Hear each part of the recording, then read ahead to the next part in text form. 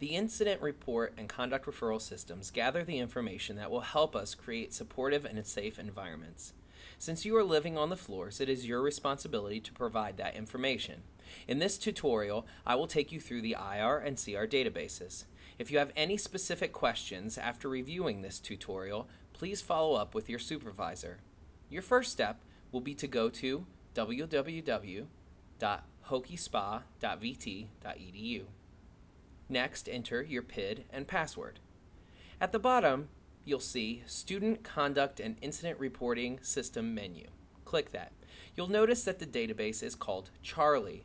Your supervisor may refer to it as such. On this screen, you can create a new case or search for prior incident reports you've put in. For this tutorial, let's say you wanted to put in a new incident report. A conduct referral, often referred to as a CR, is a report written when a student has been identified violating a university policy. An incident report, often referred to as an IR, is for informational purposes.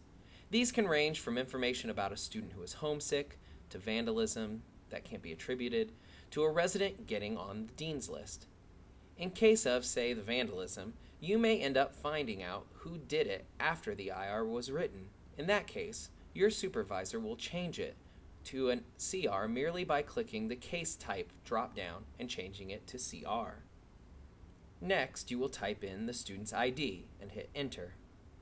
Click on Add More Students if there are more than one person involved in the violation. You probably won't know if a student organization is involved. If you do find that out, please enter it if you know it.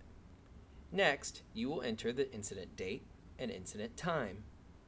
Next, you will enter who you are. Next, you'll enter your name.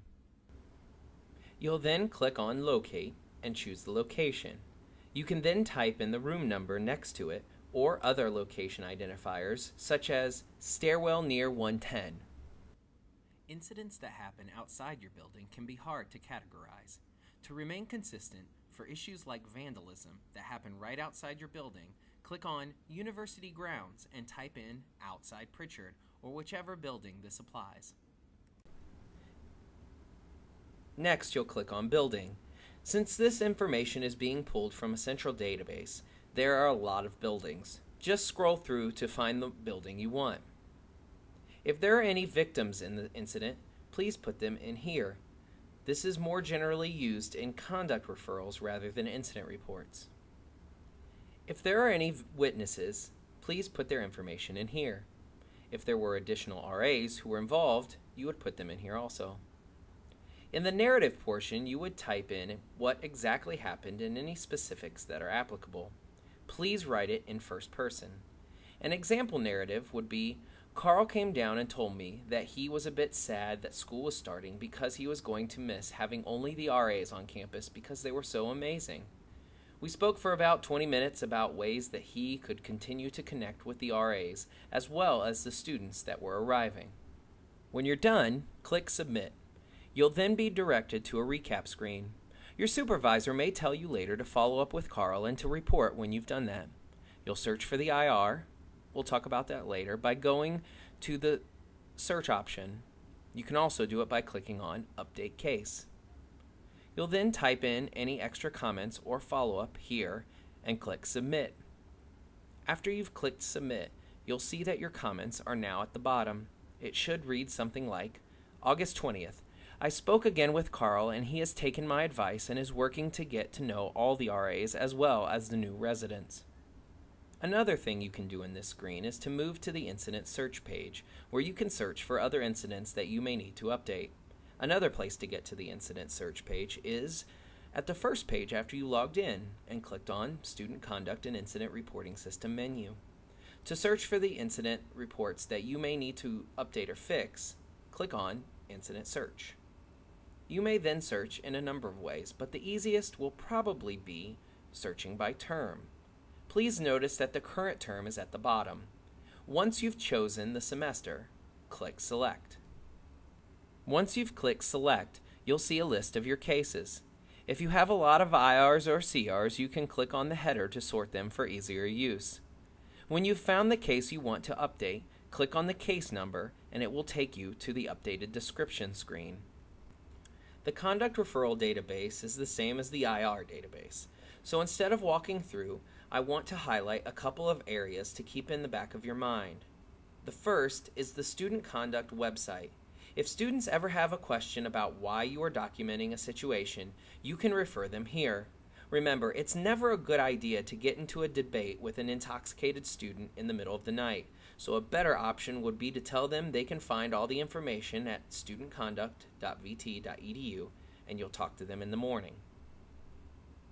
The only difference in the actual entry is that you are going to click on Conduct Referral instead of Incident Report in the Case Type drop-down menu. When you are writing a CR, please remember a few things. First, it needs to be written in first person. Second, it needs to be clear. Third, stick to the details of the event and not your personal opinion. You don't need to put in your own thoughts, such as, Carl is always a jerk. I don't know how he got into Virginia Tech. Finally, be professional. These are going to be read by the student, possibly their parents, and definitely your supervisor. Here's a good example of a CR. I was walking down the hall and heard music turned up to a very high level.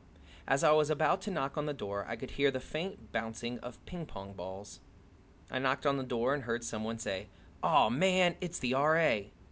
I then heard rustling in the room and glass bottles clanging against each other.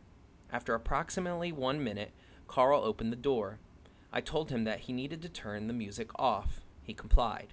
I then asked him if he had been drinking in the room. He said no. I told him what I had heard when I knocked, and he told me he was sorry he lied, that he had been drinking. I asked who he was talking to, as I did not see anyone else in the room. He then said, quote, "Rob, go ahead and come out," end quote. Rob, a Radford student with ID number 123456, came out and said, quote, "Sorry," end quote. I then asked them to get all of the alcohol in the room and pour it out in the bathroom sink. They complied. They did not slur their speech and did not have bloodshot eyes. I could smell alcohol on their breath.